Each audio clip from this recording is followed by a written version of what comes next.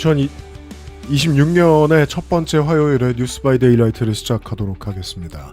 미리 죄송하다는 말씀을 전합니다. 제가 목소리 관리가 좀 안 된 편입니다.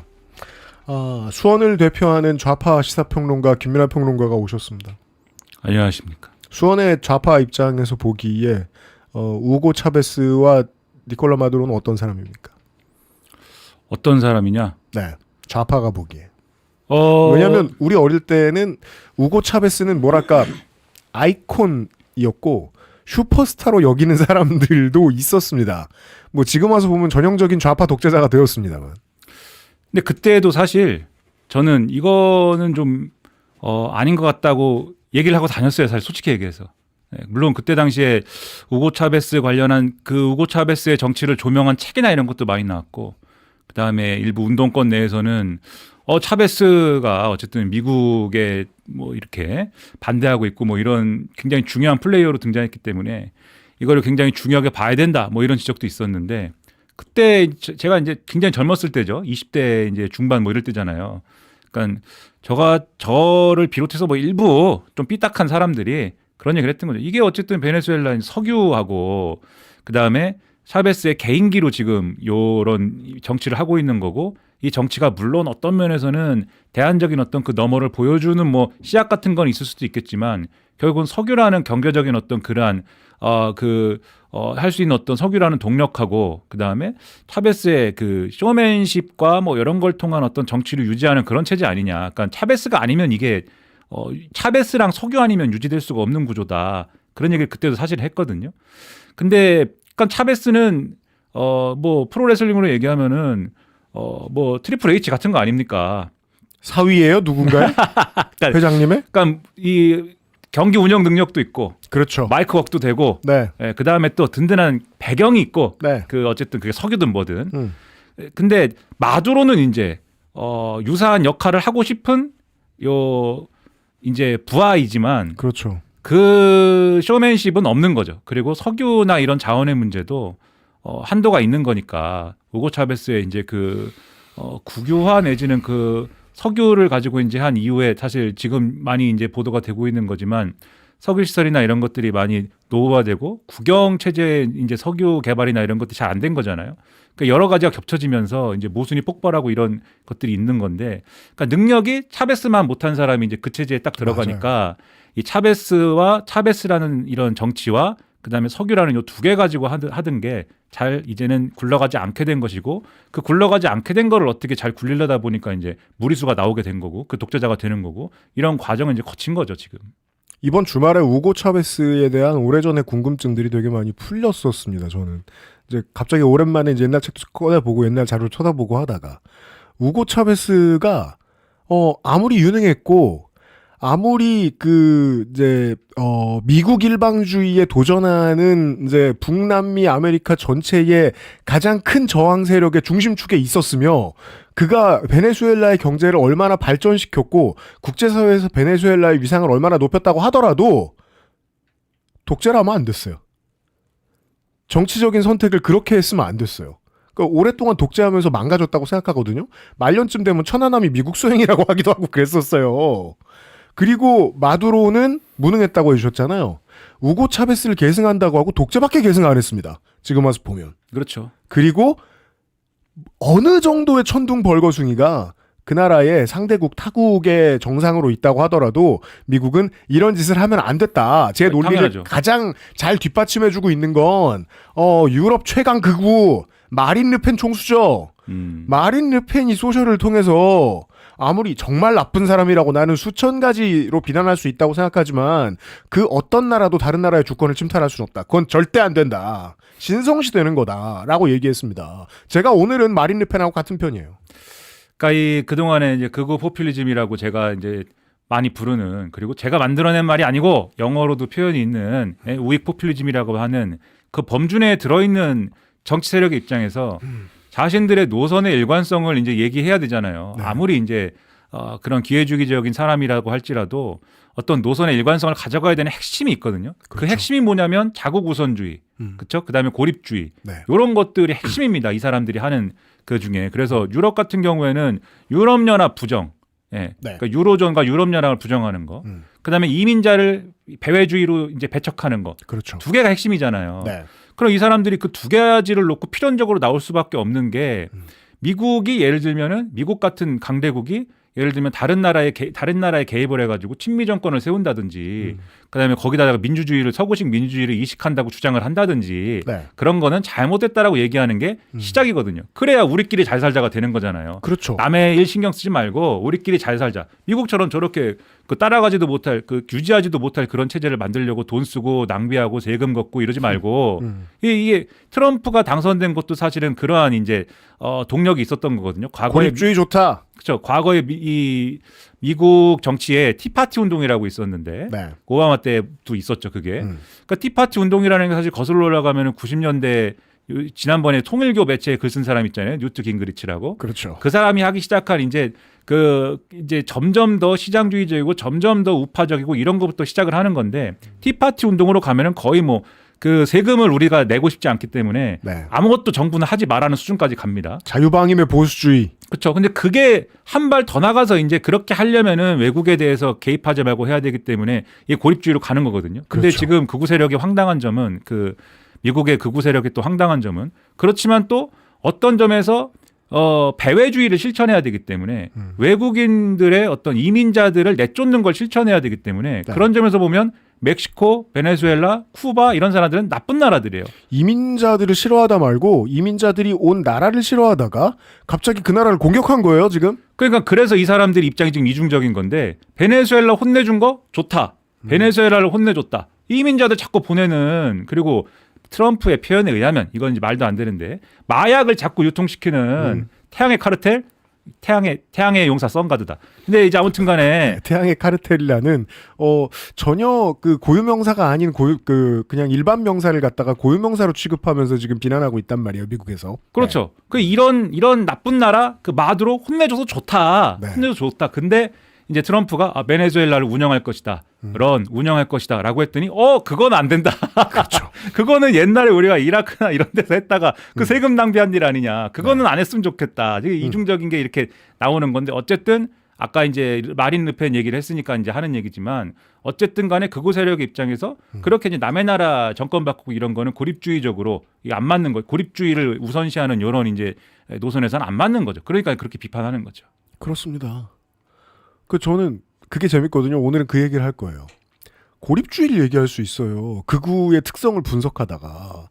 그러면 고립주의가 됐으면 자기들끼리 잘 산다고 하고 벽을 그렇게 거대한 벽을 쌓았으면 그 벽 안에서 싸울 것이지. 왜 헬기를 몰고 가서 남미에 가서 누굴 잡아오느냐. 그리고 그것에 열광까지 하느냐. 폭스뉴스 오늘 화색 일색이거든요. 그럼요. 어제 오늘 보니까. 그래서 그걸 찾아보고 오랜만에 차베스 아까 말씀드린 차베스주의 차비즈모라고 합니다. 옛 해석이나 유가 상승도 쳐다보고 유가 안 올랐어요. 생산 원가도 찾아보고 이러다가 내렸던 결론은 좀 소용없어 보인다. 트럼프의 지능으로 이걸 좀 해석해 볼 필요가 있겠다. 트럼프의 언론 플레이는 정말이지 2000년대 래퍼들 같습니다. 본인? 아니? 그 분야에 대한 별 소양이 없으시잖아요. 네. 그 의견을 내려는 표정을 짓지 말아주세요. 아니 의견이 아니고 저는 아니요. 나는 맞장구. 그러니까 그 시대에 외국 사람들 있잖아. 그 시대 래퍼잖아요. 그러니까 그런 식으로 해요. 어떠냐면 제 얘기 말고 남 얘기를 해줄게요. 홍대에 모여가지고 2000년대에는 래퍼들이 술을 먹으면서 그런 얘기를 했어요. 뜨고 싶으면 무조건 아무나 씹어야 된다. 그런 식으로 돈 많이 번 친구들 꽤 있어요. 그때도 데프콘님이 셌나요? 콘형은 고향에 계셨을 거예요. 그래요? 그러니까 그런 자세한 거 저는 다 까먹었어요. 그러니까 문화사적인 의미를 말씀드리는 거예요. 네. 그러니까 디스를 하죠. 그러면 미디어가 달려들어서 가사를 해석해줘요. 내가 가사 쓴 사람이 생각도 안 한 걸 막 떠들어줘요. 매니아들이 모여서. 트럼프는요. 저는 결론을 한 줄만 남기라고 하면 이 침략은 지지층 결집용인 것 같다라고 본다는 겁니다. 아까 앞에 인트로에서도 말씀드렸고 내가 실제로도 위험한 사람이다 라는 말을 하고 이제 중간 선거를 버틸 힘을 얻기 위한 용도로 저는 이 카드를 쓴 게 아닌가. 그러면 몇백 천배만부터 비극이 되거든요. 석유라는 말을 너무 많이 하길래 제가 오히려 의심한 거예요. 지인이는 석유가 아닌 것 같다. 그러면 진짜 석유가 문제면 다른 데를 쳐들어갈 수 있거든요. 그 석유 얘기를 심지어 폭스뉴스도 오늘 이렇게 지금 여러분들 화면 보여드리고 계신데 폭스뉴스가 지금 많이 논평하는 이야기입니다. 폭스뉴스는 참고로 그러니까 우리나라 조선일보, 중앙일보 사이 어디쯤 있는 언론이죠. 폭스뉴스에서 하고 싶은 얘기는 석유는 진짜 중요한 문제가 아니다. 라고 얘기를 하는 거예요. 보시면 지금 미국의 생산 배럴이 나와 있고 베네수엘라의 생산량이 나와 있는데 차이가 너무 많이 난다는 거예요. 미국은 세계에서 제일 가는 수준의 석유 생산국 아닙니까? 21위쯤 돼요, 베네수엘라는. 그리고 당장 뭐 파이프가 고장 났다느니 그리고 원래 거기서 생산할 수 있는 원유도 그 정제하는데 다른 곳의 석유보다 돈이 더 많이 든다고 하잖아요. 시추하고 해서 이제 가격 비용을 맞추려고 하면 베네수엘라의 석유는 좀 비싸다 보니까 이 평균을 맞추자고 하면은 국제 유가가 갑자기 상승한 때가 아니면은 베네수엘라의 석유를 팔고 사고 하는데 이유가 별로 없다라고들 보통 얘기를 많이 합니다. 넘버원 리즌은 석유가 아니에요. 그 얘기를 많이 하는 걸 보면서 아 그래 진짜 이유는 그럼 석유가 아니다 치자. 그럼 뭐 다른 생산성이 있는 광물들인가? 글쎄요.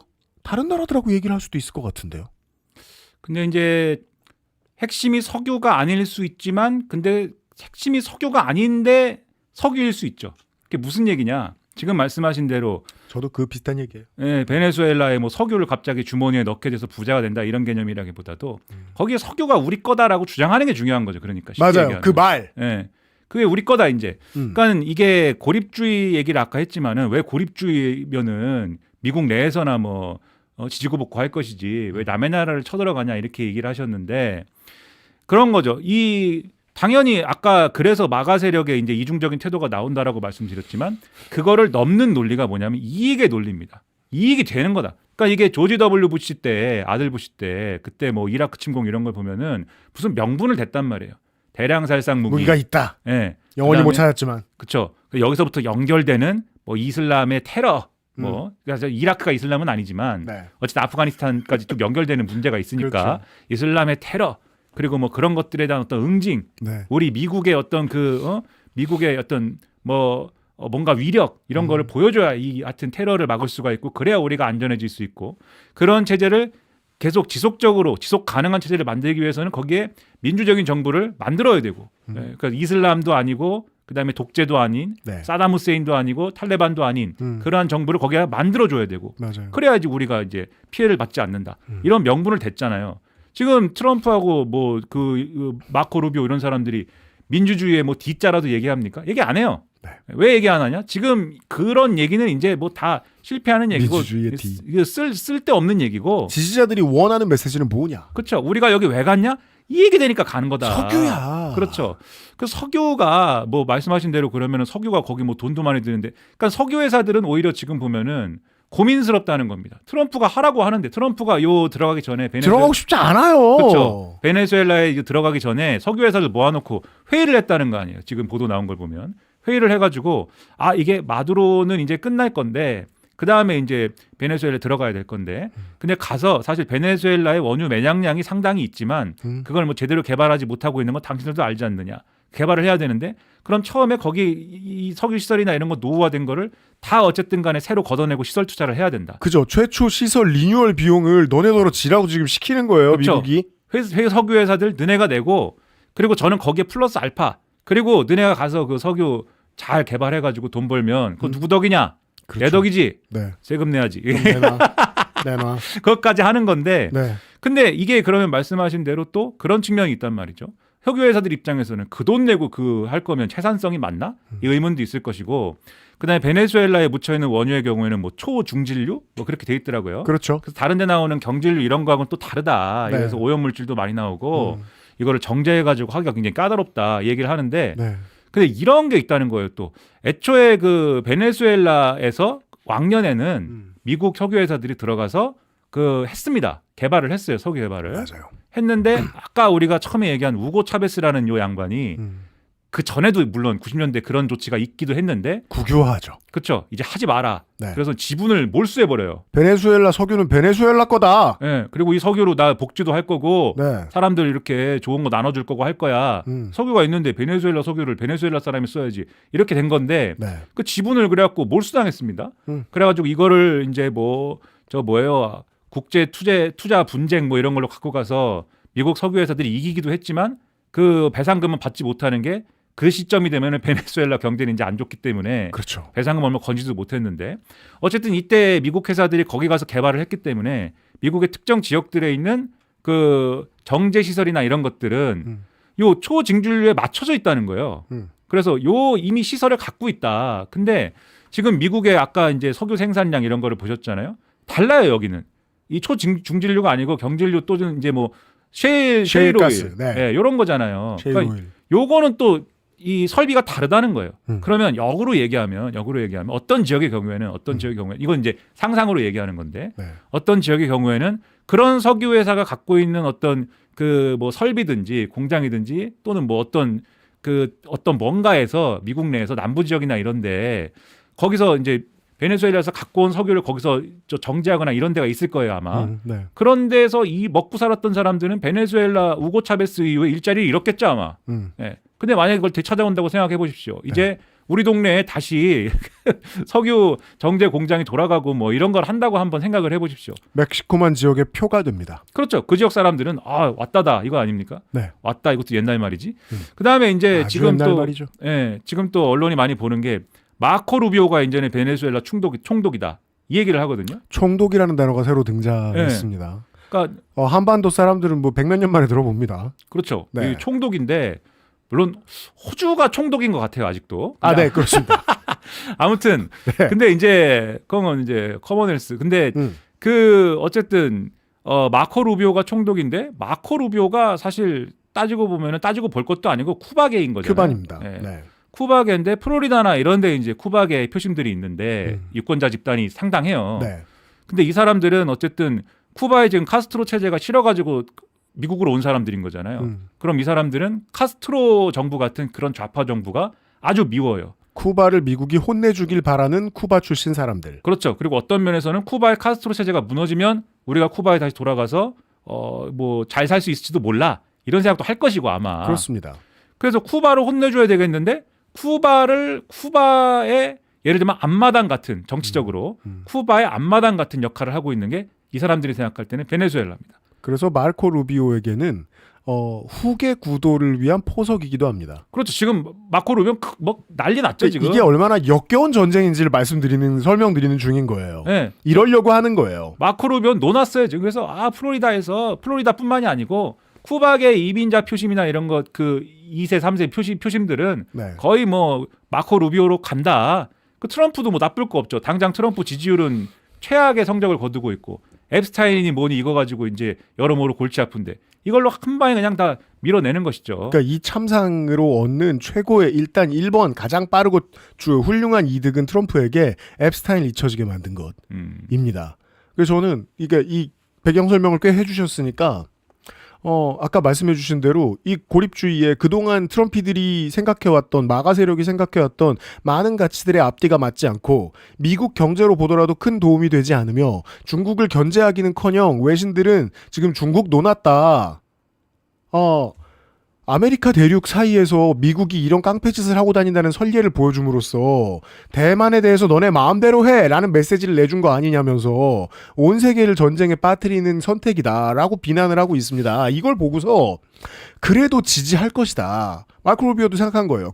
쿠바계 사람들의 표도 얻지만 백인들도 좋아해요. 왜? 백인들은 베네수엘라계 사람들이라고 하면 그냥 때려잡는 모든 걸 좋아하니까 베네수엘라를 때려잡는 것도 좋아해요. 문제는 뭐 제가 오늘 드리고 싶은 말씀은 지지자들의 수준이 어마어마하게 낮을 때 나올 수 있는 결정이라는 뜻입니다. 그렇죠. 이 지지자들이 그러니까 트럼프 정권의 핵심이 뭔지를 지금 이제 이 사태를 통해서 보여줬다고 보는데 무슨 여러 가지 중국을 혼내주고 물론 여기도 중국 혼내주는 스토리가 나오죠. 그게 뭐냐면 베네수엘라가 지금까지 원유를 수출해온 대상은 중국인데 80% 이상 중국에다 수출했는데 베네수엘라를 때리면은 이제 중국이 이제 타격을 받지 않겠느냐 뭐 이런 얘기를 하는데 네. 중국 다른 데서 사면 실제로는 되지. 아닙니다. 다른 네. 데서 사면 되고 네. 다른 데서 사면은 이제 그때 가서는 또 유가가 오르겠지. 네. 그게 그렇죠. 그게 이제 아주 핵심적인 설명은 아닌데 중요한 거는 어떻게 설명할 수 있느냐. 이게 다 이득이다. 애초에 중국을 미워했던 이유가 뭡니까? 트럼프 지지자들이 이득이 안 돼서예요. 그러니까 중국이랑 싸우는 바람에 우리 지역에 공장이 안 돌아가고 우리가 손해를 보고 남 좋은 일만 했다 이거잖아요. 이 미국의 엘리트들이 중국하고 손잡고 이민자들하고 손잡아서 우리한테 손해를 떠넘겼다 이 세계관이잖아요. 그래서 중국을 싫어했던 건데 이득이 된다라고 설명하면 이 모든 것들이 이제 정당화된다. 라고 하는 정치를 지금 하고 있는 거고 트럼프 정치의 핵심이 그래서 무슨 뭐 이게 반중국인 거고 뭐인 거고 사실 다 필요 없는 거예요. 이득이 되는 것이다. 이득을 따라가면 되는 것이다. 이걸로 모든 걸 해소하는 정치라는 게 이번에 드러난 거죠. 저는 오늘 이제 남은 시간을 이용해서 대체 이런 엉성한 스토리로 침략 전쟁을 하는 걸 지지하는 시민들의 수준이라는 건 무엇이냐를 감각적으로 좀 보여드리고 싶었어요. 찰리 커크라는 팟캐스터가 있었습니다. 찰리. 네. 인종 혐오하고 이제 여성 혐오하시고 총기 옹호하시는 가실 때까지 총기 옹호하시다가 총에 맞아서 사망하신 분이죠. 그분이 돌아가신 다음에 그분이 누군지 몰랐던 우파 시민들 사이에서 갑자기 슈퍼스타가 됩니다. 한국 사람도 다 몰랐을 텐데. 네, 한국에서도 막 추모합니다. 네, 갑자기 찰리 커크가 의인이라고 다 SNS에 쓰고. 누군지 몰랐는데. 그러니까요. 이 사람이 죽고 나서 찰리 브라운이나 알았지. 유명세가 생겼죠. 네. 이 사람이 죽고 나서 생긴 유명세를 아내인 에리카 커크라는 사람이 재빠르게 현금화시킵니다. 영상을 보여드리죠. 자, 지금 마이크 켜져 있습니다. 9월 18일에 여러분 보시는 이 장면이 찰리 커크의 장례식인데 이거 썸머슬램 그건데? 아내가 등장하면서 폭죽이 터지고 카메라가 원으로 움직이고 WWE 썸머슬램 사람들이 왜 환호를 하죠?